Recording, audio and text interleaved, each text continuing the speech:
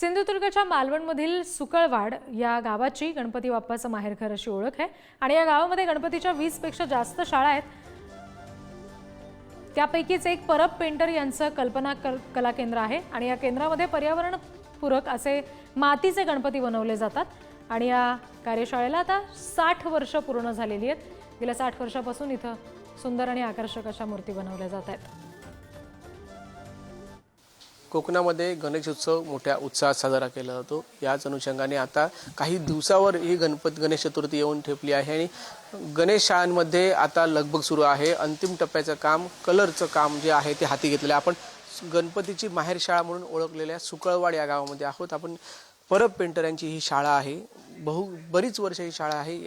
आपल्यासोबत परब पेंटर देखील आहेत।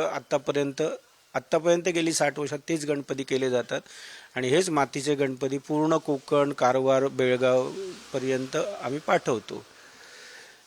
ही गणपती कामं अंदाजे गणपतीपूर्वी 2-2.5 महिने सुरू होतात। माती आणली जाते, जी माती आम्ही इथली वापरतो, चिकण माती।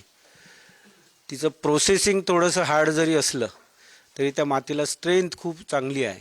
तर ही चित्र जवळजवळ आत्ताच आमच्या गणपती शाळेमध्ये 40-50 वर्ष मातीची चित्र अजूनही सुस्थितीत असलेली चित्र आहे। त्यामुळे ह्या मातीमध्ये एक चिवटपणा खूप चांगला असतो। त्यामुळे ही चित्र ब्रेक होणं किंवा क्रश होणं असं होत नाही। आता अंतिम टप्प्यात एक गणपती व्हायला माती कामातून दाबून काढण्यापासून तरी एका गणपतीला 2 दिवस जातात फिनिश करण्यापासून सगळं।